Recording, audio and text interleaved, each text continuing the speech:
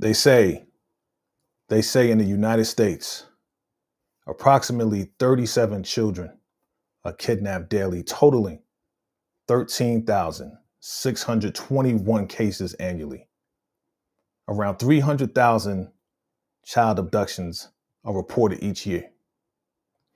When it comes down to the adults, as far as women, adult women, 300,000 are abducted annually in the United States. Family, today we are going to be talking about this non-fictional movie called Girl in the Garage.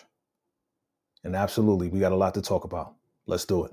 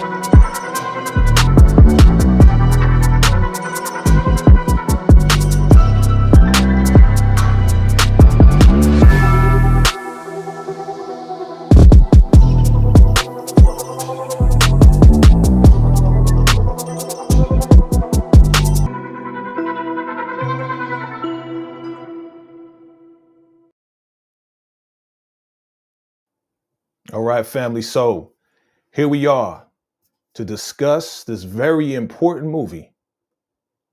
And of course, I don't want to do it by myself.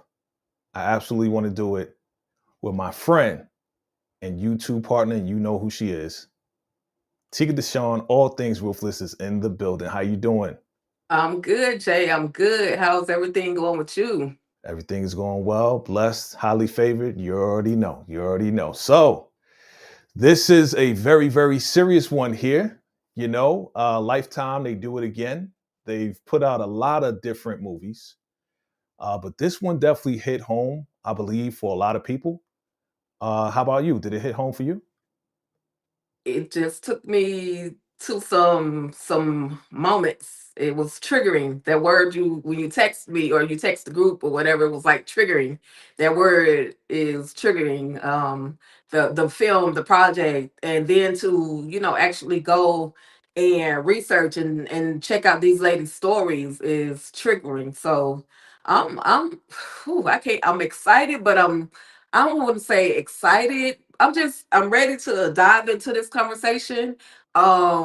Yeah, I'm just ready. It's a triggering type situation. So for those of you that have been through some things, this may actually you may be able to relate to some of these things that we're gonna talk about. So Absolutely, absolutely. And we are live right now on my channel and your channel.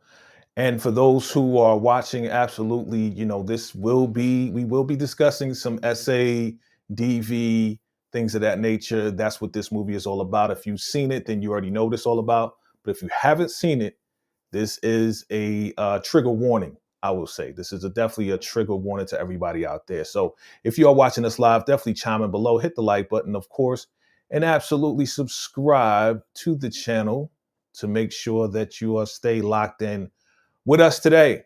Oh man, so where do we start? Where do we start? Man, all I know is that I want to give props to Mrs. Laura Cowan and her children for surviving through this traumatic experience.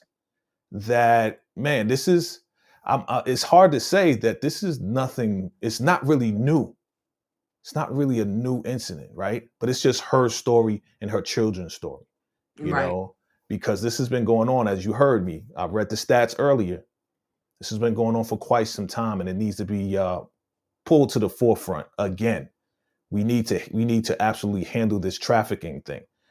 So I wanted to find out from you, when they started off in the beginning, where this guy Musa abducted another person, a woman, and her children, put her in the other garage, and then we see Laura speaking through the wall and giving her hope and letting her know to stay faithful. What were your thoughts in the beginning? That's the very beginning that we see of this. What were your thoughts at that point? I was like, in my mind, I'm a movie person, so I'm watching. I'm like, girl, I will talk to the screen. Girl, how you gonna get out of this? Yeah, Like, how did she get in the other side? Like, what is going on? And is this man trying to build his own little mini cult? Like, what is going on? So I was just like watching, just to see how everything was gonna, unfold. yeah, yeah. And then it kind of gave you an idea that, yeah, she was captured and someone else is captured. This is starting off to let us know this is what it's all about. But they get into her story. She comes from Cleveland. Laura comes from Cleveland, Ohio. Shout out to Cleveland, Ohio, and the fam out there. And she moved to California, and she wanted to start a new life, right? Brand Right. new life. She wanted to experience the beaches and everything, and they made it real nice. She was living her life, just doing her own thing, single, right? And it was a beautiful thing. And then she's walking down the street after she's shopping, and she sees this guy, and he's speaking to the people that are on the street. And he notices her, and he is like, wow, like, okay, sister, like, and he's talking about dropping, the stone into the ocean. You may not see it at first, but you know that there's a movement going on when everybody puts their stones into the river or the ocean to make a movement going on. So she's kind of feeling what he's saying. And, they kind of connect. What did you think about Shabazz? That was his name, Shabazz? Yep, Shabazz. You think about Shabazz and their first interaction? I mean, it was cute because he was out there, he was speaking the word, he was messaging to the speaking to the people, reading, talking about what the word says. And he looked real. He looked so sincere. He looked authentic. He looked as if he was a man that was, you know, I'll say charming, of course. I Mhm. don't know what the real Shabazz looked like, but in the movie, of course, they make him look handsome, desirable, you know what I mean? Right. And with all of that, it was like, okay, all right, girl, you might have found your match. But Mhm. the story continues. The story continues. So we see that they make a connection, and 9 years later, 9 years later, 9 years later. 9 years later, they have this bookstore. He proposes to her. They have children, and they have this bookstore. It's thriving. People are in there. Things are looking good, and everything's good. And then her son Ahmed rolls over to Laura says, I'm hungry. I'm hungry right now." you know, most kids are hungry. I can relate. Trust me. When he was like, "Hey, mom, I'm hungry right now. Can you handle it right now?" But it seems like they're a happy family. Seems like Shabazz really loves Laura. Laura really loves Shabazz, and everything seemed to be all good. But then there are these two gentlemen that came into the bookstore. What'd you think when they came in, and Laura was kind of like looking at them, and he was like, "Oh, okay, you take the kids. Let me just, I'm gonna Like, I'm gonna handle this." What do you think? I was like, man, what did you do now? Because don't two brothers don't just walk up on somebody and then okay, I can help. No, you could step out the room. You know what I mean? Yeah. There was no room for her to even be a part of that conversation. So I maybe I'm just suspicious of everything and everybody, but I automatically got nervous for her and for him because gangsters. You talking about California, even though it wasn't like LA or anything, but you talking Right. about people. You just never know people's intentions. They could have pulled up on him and done anything and possibly even taken out the whole family. So I was Right. just like, oh God, I hope this is not one of those moments. Right. Right. Exactly. Well, we found out she's a writer also, and she likes to write to God. She's very religious, very spiritual, very religious, and she likes to write to God. This guy Shabazz, man, like he really, really, I saw nothing but love from him, for care for him, for her and the family and the kids. Like he was just a really loving dad, a loving husband. Like, yeah, he was a good dude from what I saw. But as we move on, he is outside the bookstore and ATF roll up on Shabazz. At that moment, when they rolled up, Tika, what were you thinking? All I could say was, dang it was too good to be true. Mm, I'm like, so brother, what have you been selling out of your bookstore? First of all, you had the two fellas that came into the I was about to say the club, came into the bookstore, yeah, handed you an envelope, yeah, and then I don't know, moments later, you got ATF. It could have been the next day or whatever the case may be, but then you got the ATF pulling up on them. And I was just like, oh no. mm, And then I'm like, in my black mind, I'm like, girl, leave the police alone before they take you too. Like, you need to be there for your kids. yeah, yeah. She was like, "Hey, they're good kids, Like, what do you mean? I mean, he's a good man." That's what she was saying. He's a good Right, man. Why are you taking him away? right, What is going on? Because all she knows is how good he is and how good he was to him. right. And And he he's was definitely good to their children too, yeah, because even when, like you said, when she said that she was trying to finish working and I'll feed y'all in a minute, he was like, don't worry about it, I got it, I'll go ahead and feed them. You know what I yeah, mean?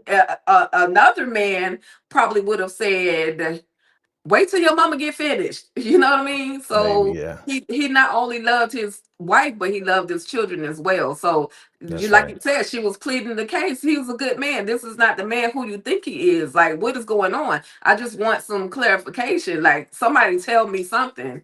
Yeah. And I was a little disappointed that Shabazz put the wool over her eyes and never really told her who he truly was.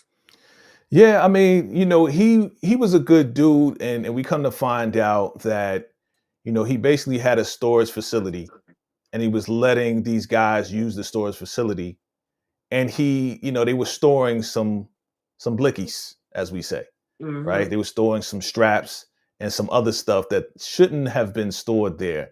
And he kind of gave the blind eye to it. He knew that they were doing that, but he gave the blind eye. So, because it's his facility, yeah, you're going to be responsible for it because it's in your storage facility. So, Right. yeah, yeah, it was just kind of bad because now he's locked up and he's not getting out anytime soon.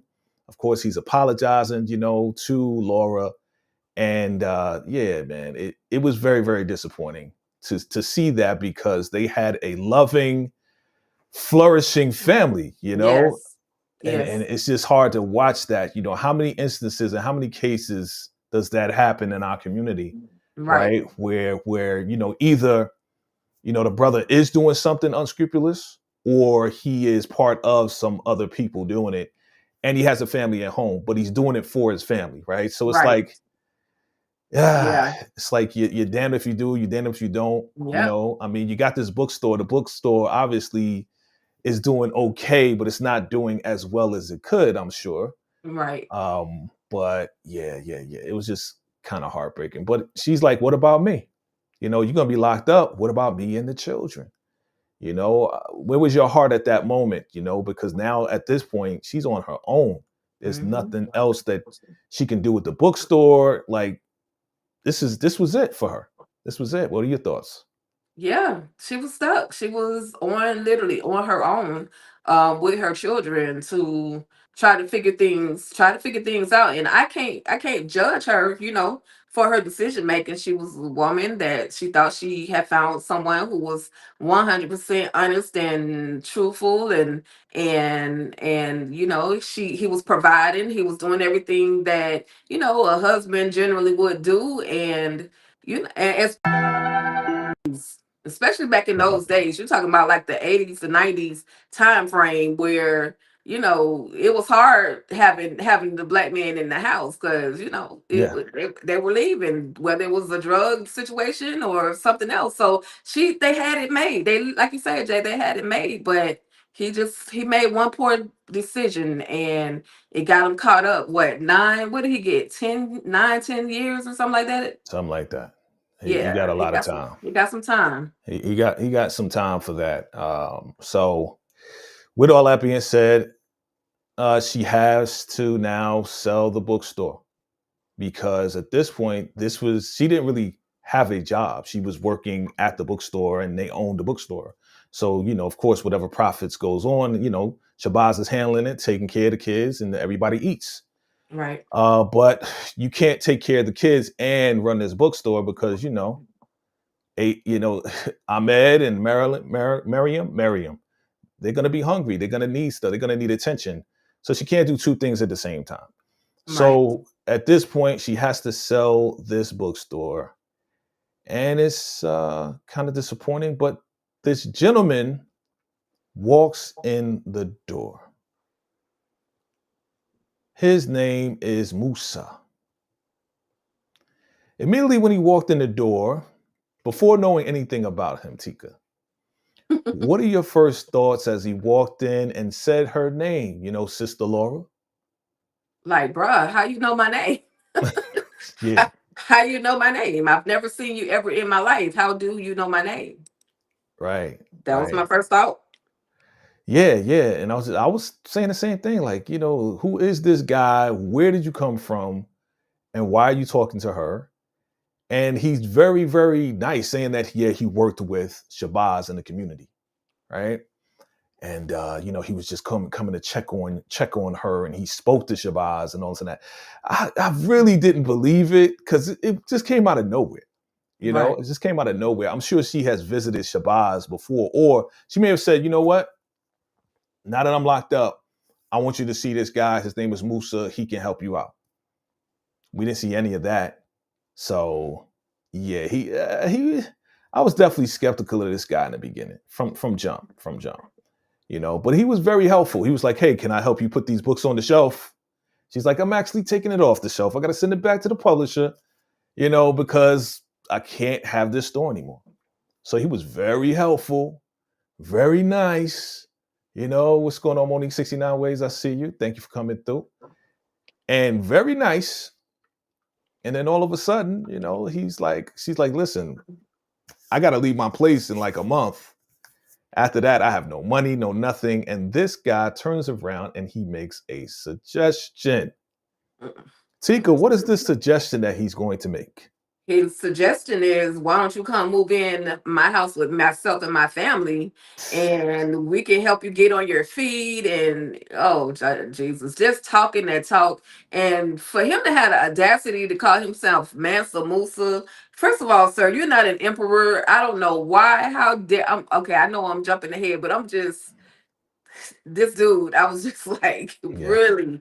But just I was automatically, again, he was being too helpful. Why are you trusting him? Don't DTA, don't trust him. Don't trust anybody. Mm, But she was in a situation. She needed somebody. She thought she needed help.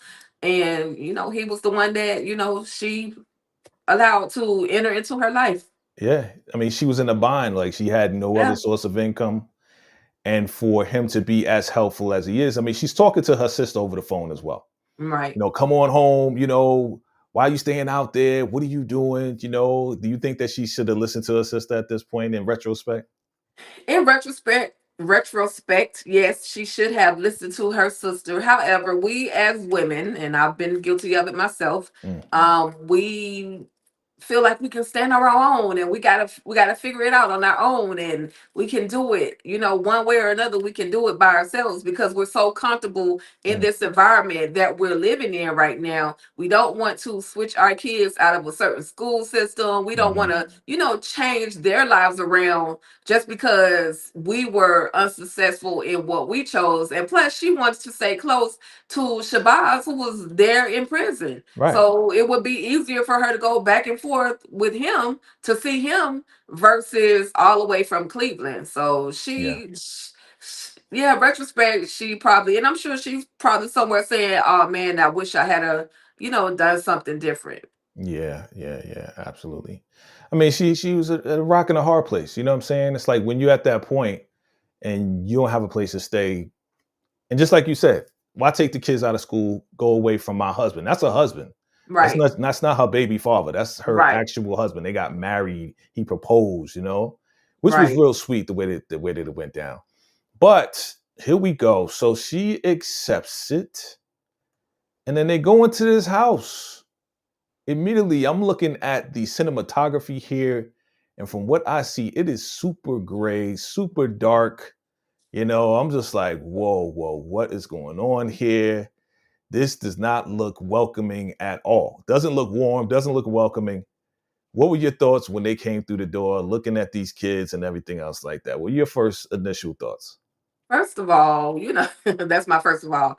I was just thinking like, that's a red flag. All of these kids, they're all looking unkempt, like hair not combed, like looking like they want to eat, looking as if they're afraid. Yeah. And you continue, because you're so desperate, you continue to walk into this home. And not only did Mm. they look afraid and hungry and everything else, but they all stood up literally at the same time, like they was, Right.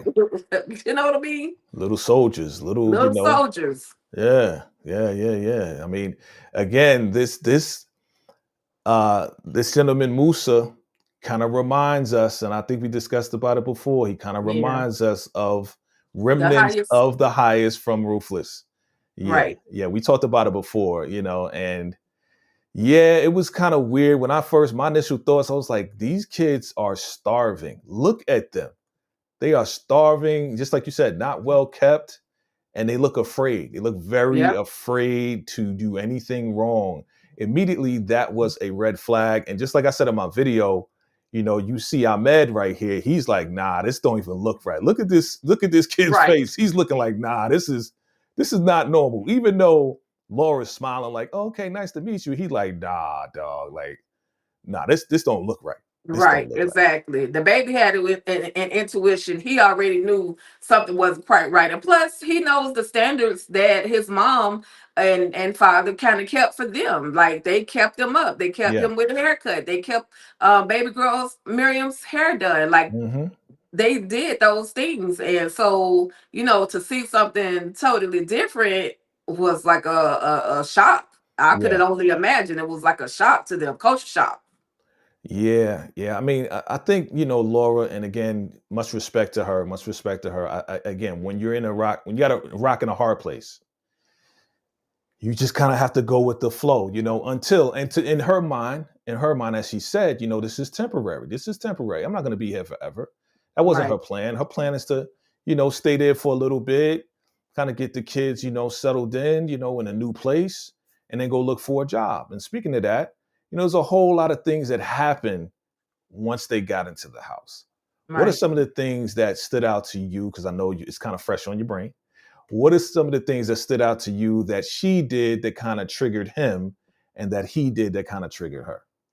I mean, the things that she did, it was almost everything. Her communicating with the kids, her feeding the other children, her wanting to take the children outside just to play, have some fun time. It's like almost everything triggered him. And Yeah. then the things, of course, that triggered her was he became abusive. He putting locks on refrigerators and cabinets so that nobody could access any food. He put Right. this baby girl on timeout, had her literally standing there and all the way through the night. Like he was Hmm. just evil, like right off the bat. So Yeah. yeah. Yeah. I was definitely looking and seeing how controlling he was. That first day when she took them out and they were outside playing and actually having a good time. Looked like they haven't had a good time in a very long time. And kind of find out these children are from his wife. He actually has a wife Right. living in that house who we rarely see. Like she is what, like not seen and not heard at all for the Right. most part. Her name was Marva. Marva, there you go. Yeah. And man, like she had no say. I mean, we slowly but surely find out this man is manipulating and controlling the entire house, and nobody can do anything without his permission. He is basically running some type of what do you call it? Prison? Would you call it prison? Look like a small mini prison camp. Yeah. And that's the reason why these kids just stood up like attention, like they were in the army or something like that. Yep. Man. So Straight hardcore training. yeah, so Laura was just being kind and trying to feed these kids. And that day when he came back home, that's what stands out to me. When he came home and they were eating what Laura was making, because Laura only made a little bit for her and the other two kids, her kids. Right. But these kids came in starving, like, can you make some for us? So she did. And then he came in the door talking about, who told you you can eat? This is time for study, And then he asked the boy, was this good? Was this good? He said no. And then he threw the bowl on the floor. I'm like, man, this dude is wild. Like, what is wrong with you? And then he's like, go to your room, talking to Laura, go to your room. She's like, don't talk to me like a child. The other thing that stood out to me was when somebody took some chips or something like that. Um, When Ahmed Ahmed, took the Ahmed chips. took the chips. Yep. Yeah. What was your reaction to that when he lined them up and then when he was And about to smelling do them? everybody's breath, trying to see who had eaten the chips and Yeah, questioning everybody like they're in a police lineup. crazy. And the kids, his kids, they knew, not to touch anything because I'm pretty sure they had been disciplined a long time ago by him in Mm, a bad way. But man was like, I'm hungry, like I want a snack, like, yeah, but she was like, no, you're not about to put your hands on my child, you're not going to touch my right. child. And then of course he turned it on her. Yeah, yeah. He put hands on her in the whole nine. Man, Just a crazy. damn devil, excuse my language. For real. No, I agree. I totally agree with you. I totally agree with you. This guy was using the word of God and saying that he was God, claiming that Yep. he is the end all be all. I mean, Yep. this dude was sick, like super sick, to the point that he thought that he can have anything that he wanted, including Laura. Mm-hmm. Trigger warning, family. Trigger warning. We're about to get into it. So, this man who already has a wife, who already has 7 kids from his wife, we just quote unquote, because he's just claiming, he decides that he wants to do something to Laura. So he gets the kids up, tells them to go in the room with the other kids. And then he decides to do something that we wouldn't want anybody to ever do or ever experience. What was your first reaction to him doing what he did? I'm not even going to say what he did. We kind of can figure it out. You guys are Yeah. smart. You guys are intelligent. You know what we're talking about. When a man does what he does to an unwilling participant, I'll say it like that. Yeah, that was his way of consummating their marriage, Mm, by taking advantage of her. Oof, that was just yeah, like, oh, this mother sucker. Like I just wanted to curse, scream, do everything that I could possibly do through the television to try to help her yeah, because she was literally fighting him back, fighting him back. yeah. And because he was strength, because of his strength, he literally overpowered her and took advantage of her. Yeah. I was very, very angry. Very angry watching that part. And again, thank you, Lifetime, for not being explicit with showing us the actual action. You know, they cut the scene, and then all we see is him just gathering himself, walking out and saying, "You're my wife now." And she's like, "What are you talking about? You know, I have a no. You're my wife." I mean, this Mhm. dude is crazy, like insane, insane, insane, man. Okay, so And he kicked the kids out the room to right, do it. right. It's It just disgusting. yeah. It was very triggering, and I was angry. I was very angry at seeing that. Right. So, you know, it gets to the point that she's now pregnant with his child. You know, I was angry at that too. You know, she's gonna have his child. That's not his wife. She's walking around with a belly and everything else like that. The kids are like, when are we gonna see daddy? You know, is daddy gonna be out by the time a baby is born? It was like, whoa. Like, can you imagine being in a position like that where you are totally controlled and impregnated by someone that is not your husband? And Man, in the midst of all of that, he still continued to treat her badly. right. Still, and even there was the thing that I noticed about Musa. Musa, yep. He wanted to dim her light. She Yeah, always tried to remain hopeful, positive. She always kept those things in her mind, in the forefront of her head. At some point, I'm going to see my husband. At some point, we'll be able to get out of this situation. yeah, She had so much hope, and he saw that she had that light, and he wanted to dim that. He wanted to let her know that he was the one in control. He was the one that was running things. There was nothing she could do or say that would get her out of the situation yeah. that she was in his mind. Like Hmm. total control, total control. Yeah, he this is not the first time he's done this. That's probably what he did to Marva. You know, broke her down. 7 kids later, she's not going anywhere because she has 7 children by this man. Where can she go? She can't just leave and leave those kids there, because then he knows that he's going to punish them for her running away. And that's the Right. same manipulation tactic that he used on Laura as well.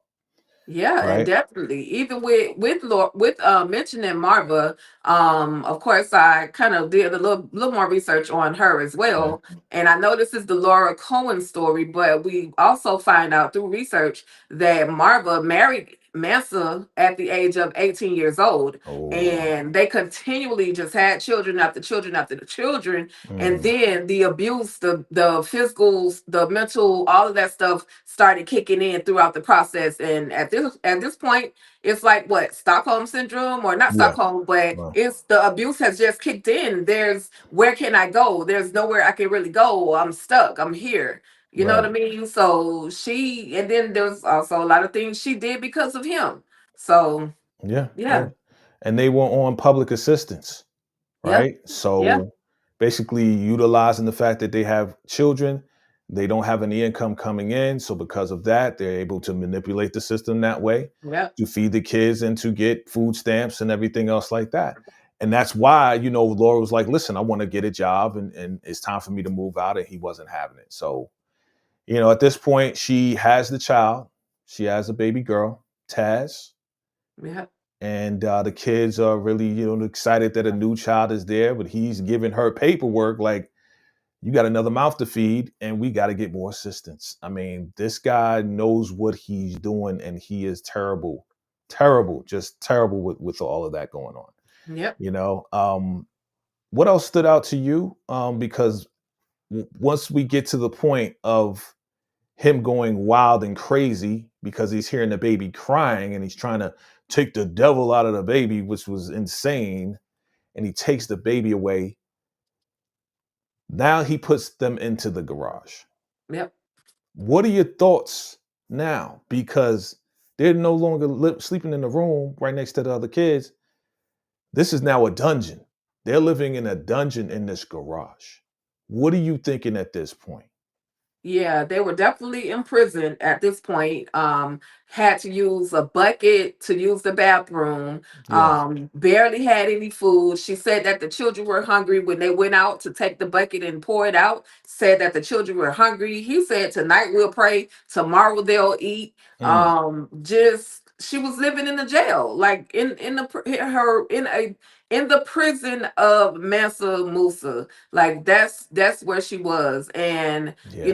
to only see a small crack of light to get an idea as to what side of the home she was on was, I think, for Mhm. me, I think that was one of her moments of, I still got hope, I still can see the light. I'm not just, yeah, I'm in this prison for right now, but I still have that hope that I'm going to one day, get out of this situation. Yeah. um and then they were not just sleeping on the floor, they were sleeping on a piece of cardboard, no pillow. I didn't see a sign of a blanket, at least not at the first In the sign beginning, of right? him putting them down in there. Hmm.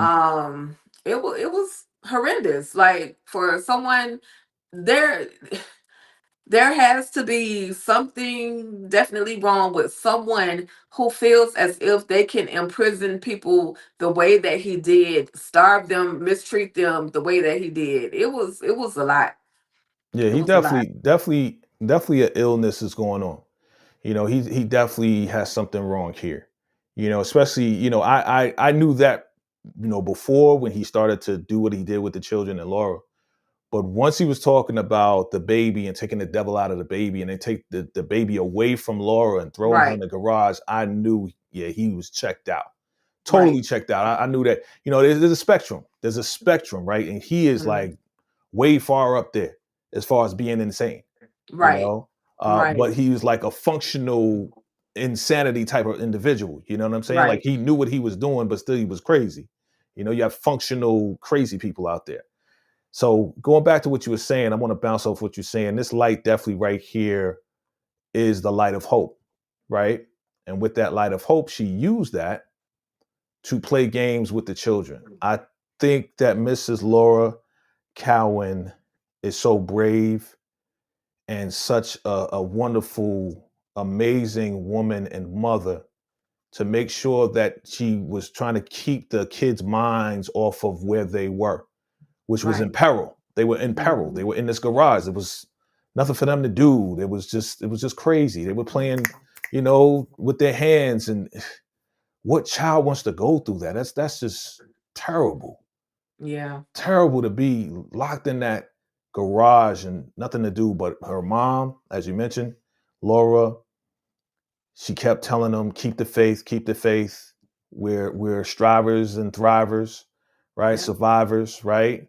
And she kept the faith. And he came in there, ripped up her journal, said, "Who are you talking to? I'm God," and all this and that. She had no paper, but she found some paper and she found a pen, right? And she found a tape recorder, you Yep. know? And this is the beginning of what is going to lead to them actually getting out of there. What were your thoughts when she was writing on the paper and still talking to God after everything that was said, after he tried to break her down? That's what the devil tries to do, right? Try to break you down, make you not believe in him. What were your thoughts when she got the paper and the tape recorder? She was strong. She was extremely strong. Her mind was still with her. She was still thinking. She was still thinking of ways to Hmm. get out of this prison that she was in. Even just writing the notes and even recording when he would be, his physical abuse or whatever the case might be, his verbal, all of that stuff. She was just continually thinking of ways of getting out. Again, that light continued to give her a little bit of hope. And really, in actuality, that's all it really takes is just a little bit of hope Yeah. to be able to get out of that situation. And for her to just, even though he tore up what she had written, she put those pieces back together. She Hmm. tried to put those pieces back together. And thankfully she found another, well, she did later on, she found another piece of paper where she writes the letter that we'll probably get to that, but the letter that actually gets them out of this situation. Yeah. Yeah. And shout out to her aunts, right? She mentioned to her aunts. Her aunts would take her to church and like all the time, and they Right. would sing to her. and we got a chance to hear, Laura sing as well. Um, she was a fighter, and she told it like it is. This guy was having the kids fight Ahmed, right? Right. Because Ahmed was probably trying to get something to eat, and it was like, no, it's not time to eat, it's time to pray. And then, Right. like it was crazy how Musa would just let these kids fight each other. Yeah. It got to the point, before she went into the basement, that this guy was just out there shining his blicky. I mean, when you got somebody out there saying, listen, I know why God took everything from you. You lived a soft life, and this is why you're in the predicament that you're in, why you lost everything. That is a major manipulation tactic to try to break your mind, trying to break your spirit. Of So he was course. trying to break her down little by little by little by little by little, but she wasn't going to break. Okay, she almost did. She had a lot of chances to get away, but it was very slim. It was Right. very slim. Like, she wanted to Right. see the baby, go down the hall with the nurse, get the baby, and Right. try to slip out. He stopped that. She tried to Yep. go to the bathroom, try to write something, but the pen wasn't working. Mm-hmm. Right. So many times that she tried, man. I give it to her for her bravery. Man, okay. Anything else stood out to you before we get to what happened?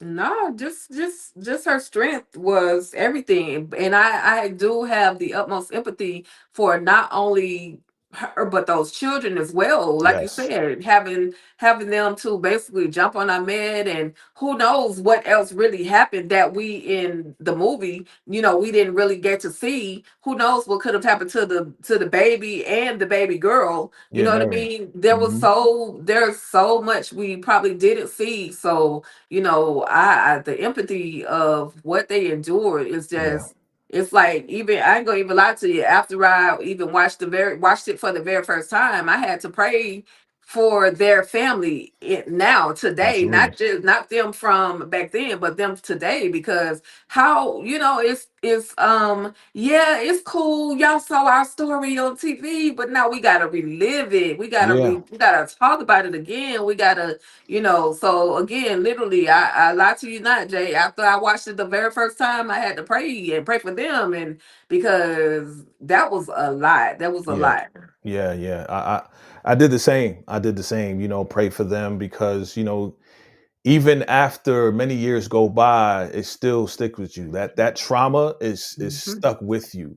Right, So that's why we have to pray for people, even though it happened a long time ago. We got to pray for people right now that they probably, hopefully, they're getting some counseling. Hopefully, they're getting, some work done to try to right, work through this. It will never go away. It'll always be there in your mind because you experienced it. It was very traumatic, and right. we as a people, we seem to remember more traumatic things more so than the good things, right? Yes, Like, that yes. hurt, we remember the hurt way faster than we will remember some of the good times. So let's get to it, man. So Laura, because of the baby, right? She filled out the form. Food stamps came, but it's in her name. So she has to go there with her ID to pick up the food stamps, right? Now, because she has this piece of paper and these pieces of paper, and she writes on them, right. She records what happened, and then she puts it in the inseam of her, you know, Dress, shorts or whatever underwear. dress, Yeah. whatever it is, right? And then she has a tape recorder, and she shows Ahmed and Miriam exactly where she hides them and everything else like that. If anything happens to me, give this to somebody, blah, blah, blah, right? Right, So they go to the post office, right? Or wherever they go to go pick up the food stamps, right? right, And they see this guy, this other guy, he must be Muslim, right? And this is the yep, guy, the guy playing him is the guy we know from Power Book Two Ghosts, right, right? So he catches Musa, say, "Hey, you just moved here. I got some things going on in the community. We can use you." Da da da. And this was perfect timing because Laura needed to get far away from Musa in order to try to get to somebody and get this message to somebody. Right. This was very, very scary and very intense. Yes? Oh yeah, definitely. But it was also divine intervention that it all played out like that. But the suspense of, oh my gosh, now she's got her letter. She got her, first of all, she had to tell her kids, if mama don't come back home, this is where everything is. That's right. Then after my heart was down in my stomach, she Mm-hmm. actually gets to the post office. Now she's signing for this food stamps, like you said, Jay. She's signing for that. Thankfully, this guy from the congregation comes up, talks to Mansa, and he's prolonging that conversation. I don't know if who told him to go and talk to Mansa, but divine intervention. That's all I Yeah. can say, Yep. because that was the moment, like you said, where she was able to give the post lady that letter that she Mm-hmm. had been writing. She gave her that letter. Right.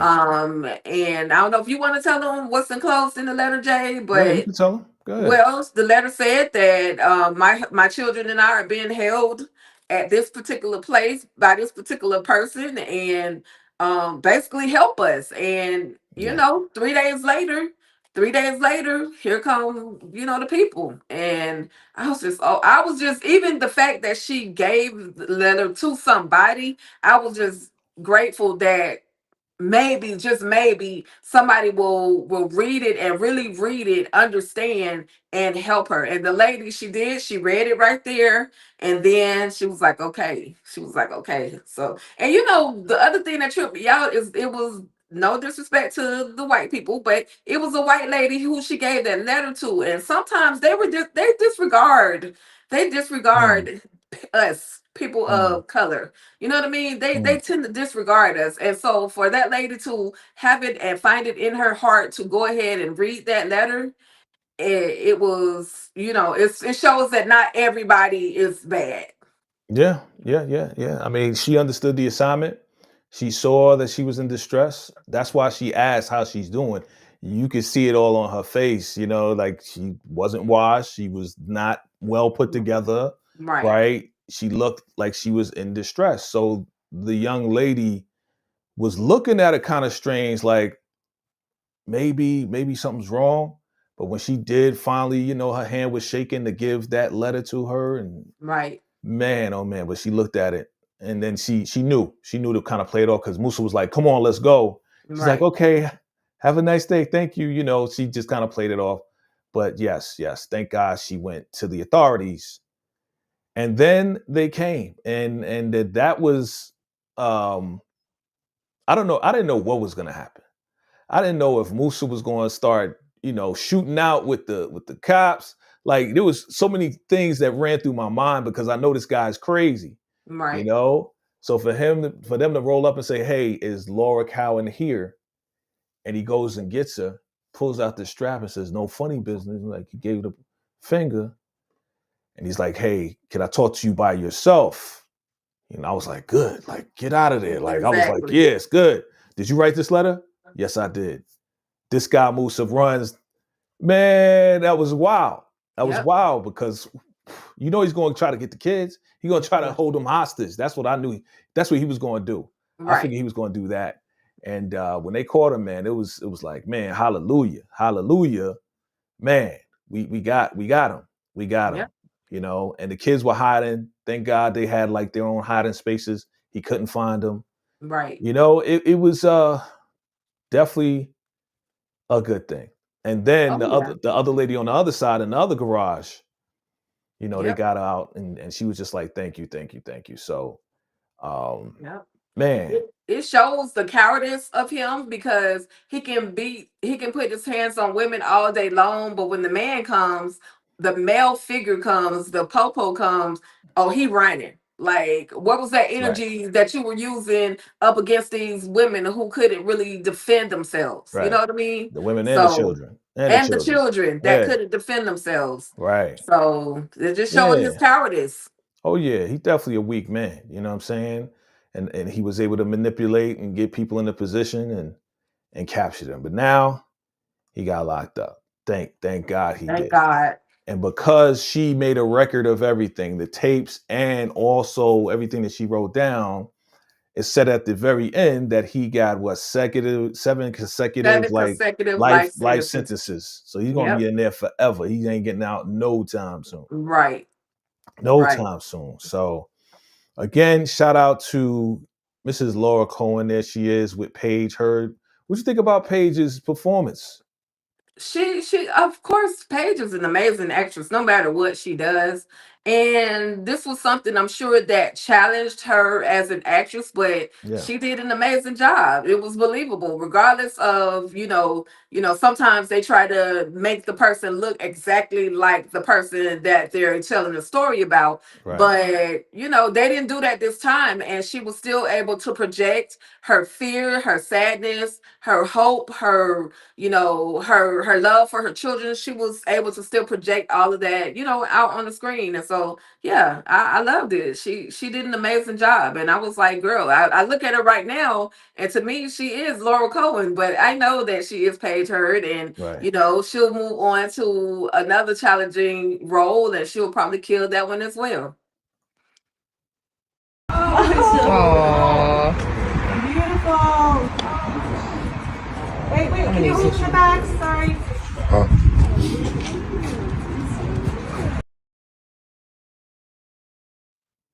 Yeah, yeah. I think Mrs. Laura Cowan definitely was more than satisfied with her performance, and she was also in the movie at the very end Right. when they were discussing things. So before we get to that, let's rewind a little bit. So Shabazz, he gets out, right? Kids are happy to see him. Um, she introduces him to the new baby Taz. Hmm. And this man is just such a great man that he said, you know what, I will learn to love her. You know, God sent her to be with us, to be in our family, and she is part of you. So she's Right. part of you. He was a great man. Great man, to say, hey, you know what? This is our baby too. Of Under the course. circumstances, under the circumstances. Unfortunately, they said that, she said that he had a heart attack Hmm. and passed away. So, Right. her life started all over, and they had to move back to Cleveland, right? It was on the beach, had to move back to Cleveland and everything. So what did you think about the ending? What did you think about the words that were said at the very end by Paige, who was playing Laura? What did you think about the entire ending of that? I mean, everything was the whole ending, everything with them getting back to where the main reason why she wanted to be in California in the first place, because she wanted to be by a beach or be near a beach. She wanted to take the kids. Once she had a family, she wanted to take the kids, to the beach and everything. And for that to be one of the last moments, that, I was like, okay, I respect it. I gave y'all what I wanted y'all to have. Now we got to get the heck up out of Dodge. We've got Yeah, to go, move on, start life all over. It was very sad that Shabazz, he went away, did time, and then they weren't able to get time back. You know what I mean? yeah, Because of course, when someone's locked up, not only does that family member lose time, that the family members of the person that's locked up lose time, but the person that's in prison, they lose time as well. that's right. With that family and that connection is completely lost. And there's no way she'll be able to get that back.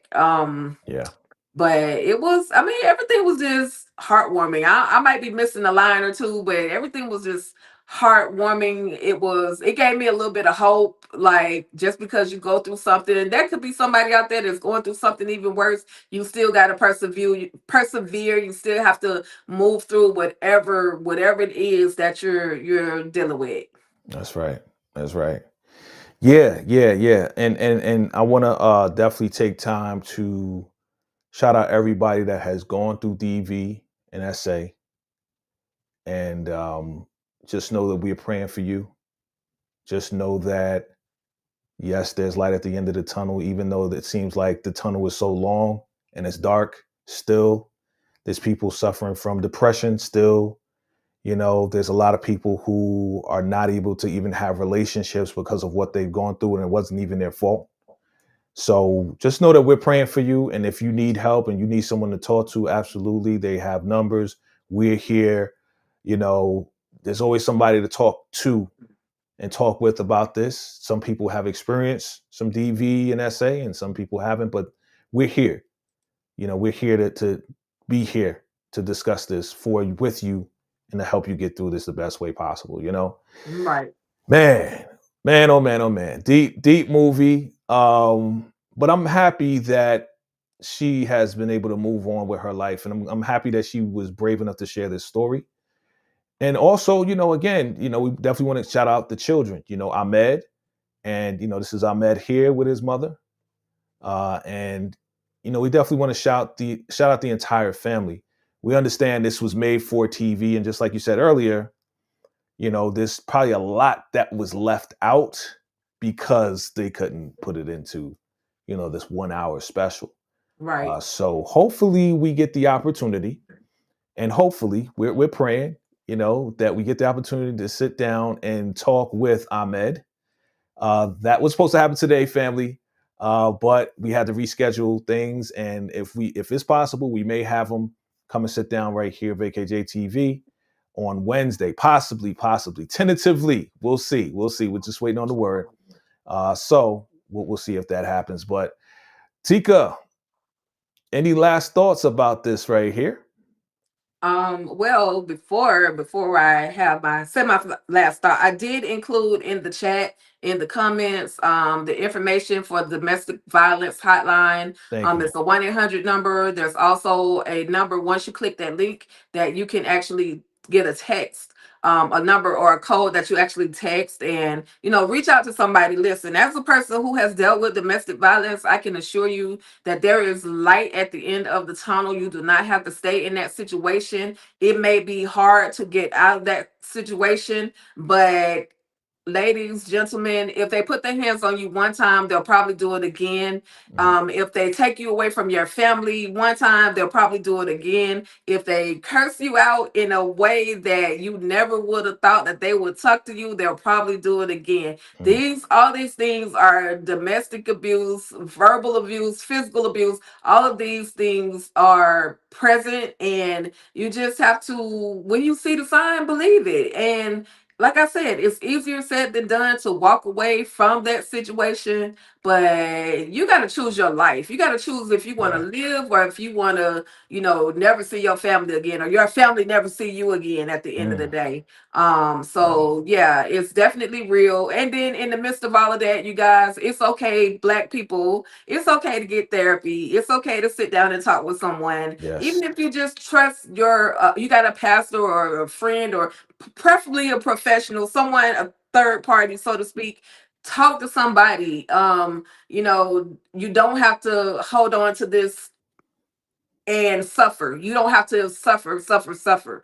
I know that days are not going to be perfect, and certain memories are going to come back to you. And I'm gonna be real quick and real transparent, but I had a moment where going through domestic violence, I went through that for a couple of years of my life, my married life, and I saw a picture of the old house that we used to live in, and I instantly had a panic attack because the memories of what happened in that house literally came back around.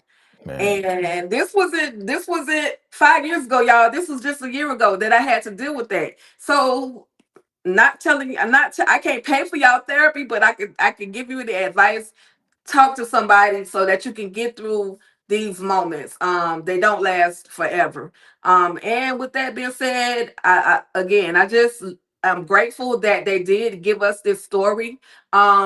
That was Laura Cowan's story. But Marva, she has a story as well. And because she was in that house, they kind of made her a part of the abuse that Mansa did. So she ended up spending about 17 months in prison. Marva was his original wife. She did the 17 months in prison, but now, thankfully, because she was a victim as well, now she's able to somewhat live her life, and she hasn't really come out and really talked as much as Laura has done. But you never know. Maybe one day, because they have started this story, maybe we'll get her story as well. So maybe. I mean, they probably did want to have her story as well. But it's probably a negotiation. Maybe they're giving her time to kind of like think about it or whatever the case is, because it's a lot.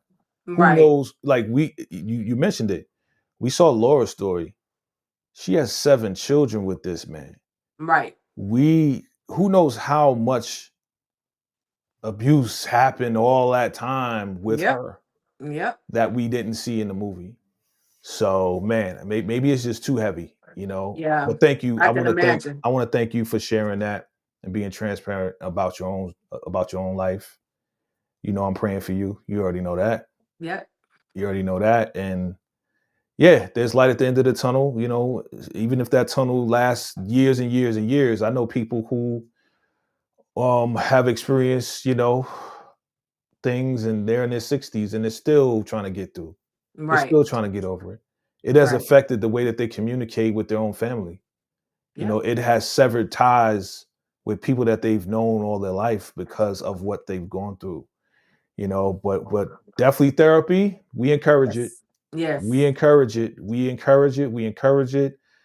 Our people in our community, please do that. Please go ahead, because you can't do it on your own. And again, they're not there to solve the problem. They're there Right. to help you work it out and hear and ask you certain things and have you look at it certain ways and certain perspectives that you didn't think about before to help you get the answers that you're looking for. That's Right. what they do.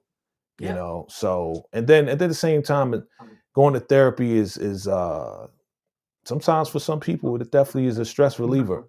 Right. They kind of get to the point that they come to the realization on certain things that they didn't think of before. And it's like, man, another door is now opened up for them to step through towards healing. As of before, the door was still closed. It was multiple doors closed and you couldn't open them because you didn't have a conversation. Once you have the conversation, sometimes those doors will open up and then you go to another door. That's another challenge for you to get through and to think about and how to get through it. Definitely. Yeah, I kind of went to school for psychology. So well, you did know. something. You need to open up that company. Get you, all you need is an office and a desk. That's all, and a couch. That's all you need. You don't even need a desk, just a couch and the doctor's chair. You got it. Hey, look, I just love helping people, and you know Yeah. that. You're the same way. We love helping Yeah. people. And this is serious, especially Absolutely. in the times that we're about to go through some things that we have an idea about. We are the ones that have to come together and stick together on this. And we have to help. Sure. We have to help each other heal instead of hurt each other, like we That's have right. been doing. Right. That's right. That's right. So hopefully this movie and our discussion today will open up some doors, open up some discussions. Guys, put in the chat below. Let us know your thoughts on this movie. Let us know your thoughts on the live discussion today. And again, hopefully we get a chance to sit down with one of the individuals who went through this experience so he can share his insight on this as well. Right. Prayers to the family, the Cowan family, and to everyone else who was out there going through the struggle, going through the traumatic memories. Yes. The memories, that's what it is. It's the memories that really kind of hang on to you. I hope and pray that you get through it. Hold on to your family, the good people in your life. Don't throw them away. Right. When they asking, are you okay? Don't just say yeah because you're not. Sometimes we say that. We as a people, that's what we do. I'm fine. I'm okay. No, you're not. Mm-hmm. And we know it. So when we That's right. ask, like, it's okay. A lot of people, I get it. You get guarded when you go through these traumatic experiences. So anybody that comes to you and they see that you are not in the right space, it's kind of scary to kind of open up to some people, especially people that even people Right. because some people can use that against you sometimes. And hopefully the right people are in your circle where they don't use your hurt and your pain against you to manipulate you. Right? That's another discussion for another time and another place. Tika. So Tika, anything else you want to let the people know before we sign off? Anything we need to pray for? Anything? I mean, yeah, send prayers to your girl because your girl got to have surgery on coming this Thursday. So I will do my best to give you guys the content that you need, but give your girl at least a week to get back into some a small piece of normalcy. Now you might not see me on screen because I'm just tell y'all my business. I will be having a neck surgery. And so just pray these people don't mess me up. I pray, I got faith though. I know that God is gonna, get me through this. If he weren't gonna get me through it, I don't think he would be taking me through it. You know what I mean? Right. So, but I do appreciate you guys, you audience members of my channel YouTube, as well as the family from VACAY-J. You guys are super supportive as well. You come from Jay's channel to my channel to show love, and I absolutely appreciate that. Shout out to all things exclusive, y'all. We just made 7,500 Hey, I subscribers. wish I had my It's set up, all but there good. you It's go. all good. I'm just grateful. I'm Let's humbled go. that you guys are continuing to tap in and tune in with me. No matter when I put my content out, you still coming through, and I absolutely appreciate you guys for that. Thank you to Jay for always being that voice, that listening ear, that friend. I can actually call you my friend. Yes. And just thank you for everything that you basically taught me these last couple of years that we've gotten to know each other.